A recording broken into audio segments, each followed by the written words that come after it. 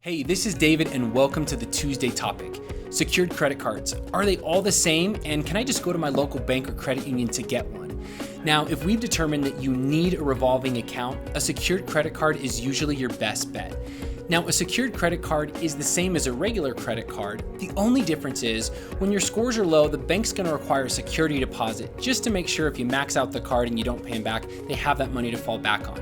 But once the account's open, it helps your scores the exact same way that a regular credit card does. Now, here's where a lot of people make the mistake. A lot of local banks or credit unions only report to one or two credit bureaus, and we need this credit card to show up on all three bureaus to help all three of your scores.